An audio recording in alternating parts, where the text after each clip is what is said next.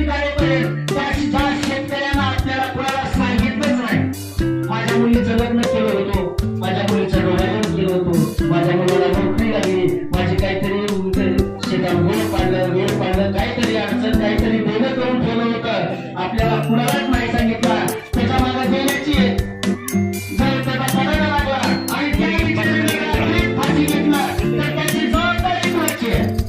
सांगणारे बोलणारे हे करणार नाही, माणसा केलेले करणार नाही, पण 50% आधी जो मनात होणारे आहेत. सरकार हे पण तुम्हाला आधी सांगायचं, एवढं मोठं प्रशासन, एवढं शासन सगळं करते, तुम्हाला सगळंच करते, फक्त शेतकऱ्यांचं का करत नाही?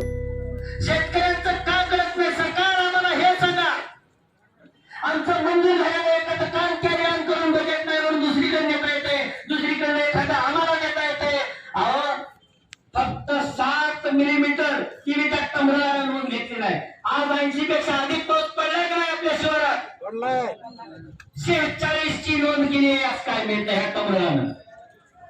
ज्या दिवशी 3 mm ची नोंद केली त्या दिवशी सावरत संध्याकाळी विजेच्या कडकडाटासाठी पाऊस पडला. ती तारीख होती 17 आणि 18.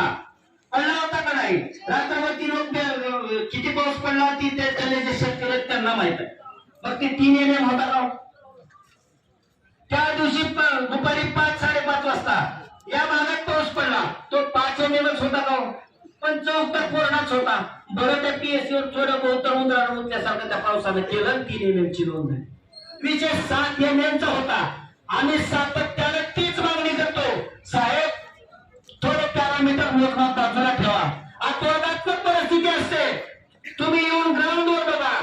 ग्राउंडवर जर नुकसान दिसले नाही तर आम्ही तुम्हाला मदत मागणार नाही, हट्ट करणार नाही. आम्हाला तुमच्या खिशातून हिसकाटून घ्यायचं नाही.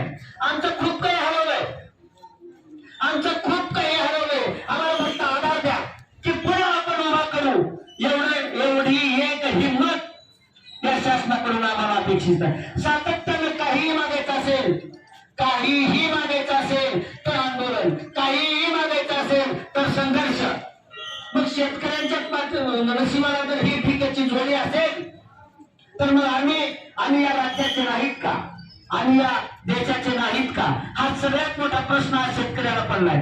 पण ही आज ग्राउंडवर दिसणारे नुकसान, शेतात दिसणारे नुकसान, उद्या या सोयाबीनचा भाव आंबाड्या एवढा सुद्धा येणार नाही हो. आज 3200-3400 चाललाय असं काहीतरी ऐकून द्या सोयाबीनचा. हवा